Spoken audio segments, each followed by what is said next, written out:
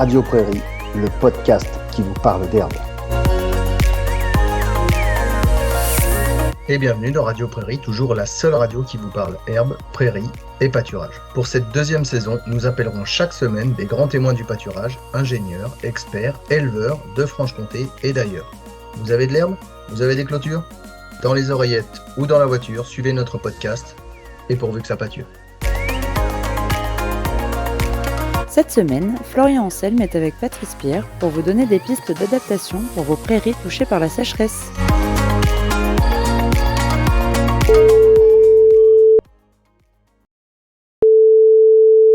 Et bonjour Patrice.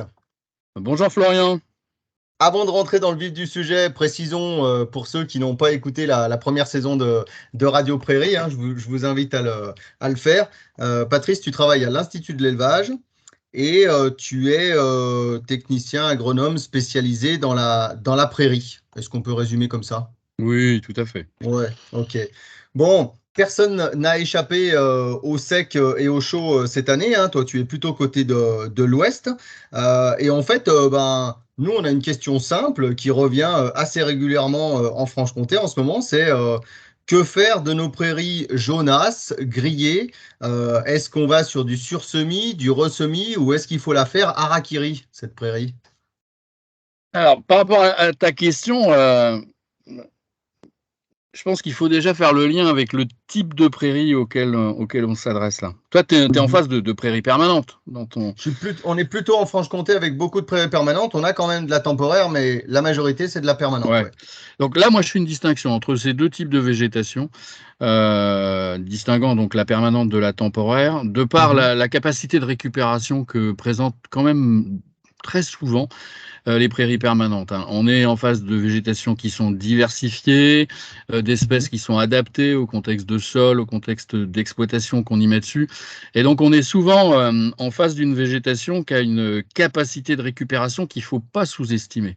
Et ça, c'est le premier message que je voulais porter, c'est que face à ces couverts grillés, face à ces végétations là qui semblent complètement crevées, je pense qu'il faut, la première chose, c'est d'attendre le retour des pluies, d'attendre le redémarrage de la végétation avant de statuer, avant de se dire il y a une intervention à faire, parce qu'on est souvent, on sous-estime souvent cette capacité de récupération. Donc ça dépend bien évidemment de l'intensité de la pluviométrie qui va revenir derrière, mais c'est le premier élément. Et ça, à partir de là, c'est plutôt positif, ça. Ouais, enfin, faut pas s'alarmer non plus. Les végétations, elles sont rentrées un peu en dormance sous l'effet de la sécheresse. Donc, il y a cet état-là. Il va y avoir une capacité de redémarrage qui sera plus ou moins lente, suivant les couverts.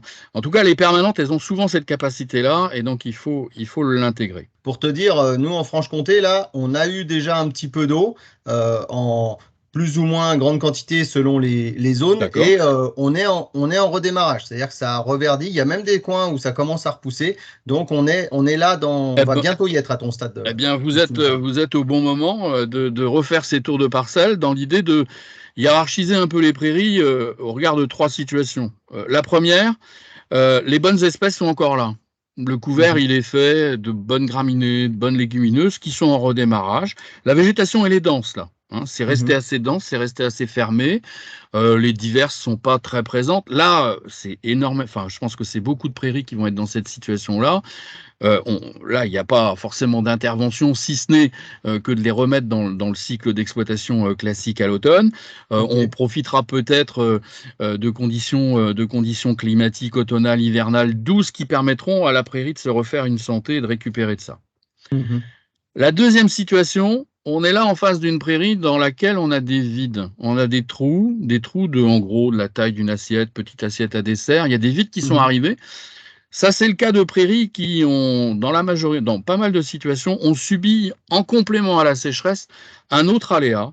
Le surpâturage, en fait, il épuise les espèces. On va raser, on va épuiser la végétation et on va épuiser notamment les plantes à enracinement superficiel. Donc, quelque part, on peut les amener à crever. au profit des espèces qui ont des pivots qui vont être en capacité d'aller chercher la flotte en profondeur. Donc C'est le vrai qu'on trou voit- arrivant, cet espace de sol nu arrivant, la nature a horreur du vide, hein, il va forcément se recoloniser à un moment donné. C'est la situation dans laquelle on peut éventuellement envisager un sursemis. C'est vrai C'est-à-dire que que la prairie, elle présente des zones de sol nu, elle n'est pas encore recolonisée ces trous-là ne sont pas encore recolonisés par des mauvaises espèces. Eh bien, dans ce schéma-là, utiliser cette fenêtre-là pour se dire, on va regarnir le couvert via les techniques de sursemis. Alors, le sursemis, ça reste une technique exigeante dans sa mise en œuvre et aléatoire dans sa réussite. Ok. Donc, quand les bonnes espèces sont encore là. 2, quand on a des trous assiettes type Voilà. taille d'assiette à dessert, on peut envisager du sursemis. Et tu nous avais promis une troisième. Alors, la troisième, c'est situation. la situation d'après, en fait. Les vides, ils ont été recolonisés. La végétation, elle s'est redensifiée, mais avec des espèces qui sont nettement moins fourragères. On est en face d'une situation où les bonnes graminées, voire les bonnes légumineuses, sont en régression dans le fond prairial. On est en face aussi d'une situation dans laquelle on a des mosaïques de végétation, c'est-à-dire que les plantes ne sont plus très bien mélangées. On commence à avoir des plaques là-dedans. La végétation part un peu en mosaïque. Là, on est en face d'une situation d'une prairie dégradée au sens de sa productivité et probablement de l'adaptation qu'on va lui donner face à l'animal consommateur qu'on va mettre en face, quoi. Et donc là, il y a une question à se poser. Est-ce que cette prairie, en fait, la question qu'il faut se poser, c'est la place qu'elle a dans le système. Si elle est dédiée à des animaux qui ont des besoins élevés, type vache laitière par exemple, dans ce schéma-là, on va être en face d'un couvert qui va être un peu moins adapté. Et donc, se pose la question de la rénovation. Deuxième situation, on peut la repositionner dans une autre utilisation au sein du système. C'est-à-dire elle se dégrade d'un point de vue qualité, mais on a une catégorie animale, des animaux à besoins un peu moins élevés qui peuvent en faire l'usage. C'est un peu le dilemme qui se pointe à ce moment-là.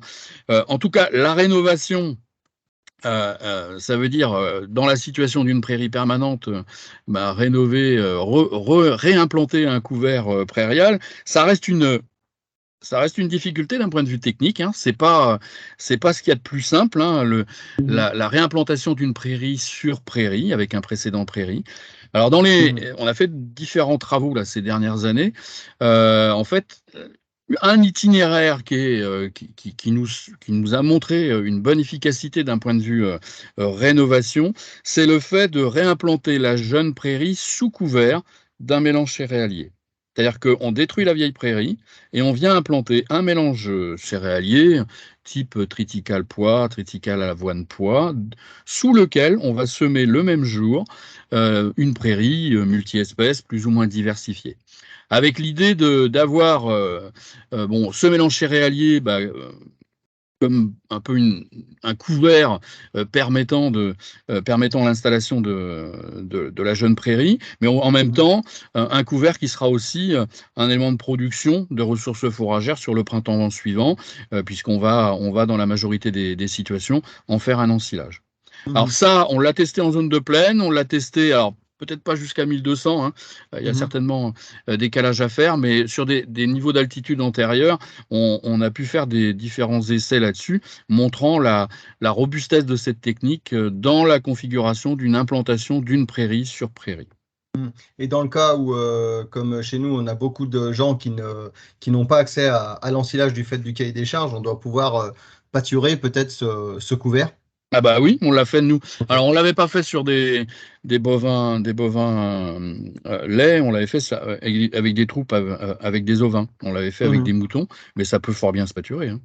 Mais dans ce schéma-là, il faut imaginer une composition un peu plus apte au pâturage dans le mélange céréalier qu'on va utiliser, quoi. Mais c'est envisageable, hein. Ok.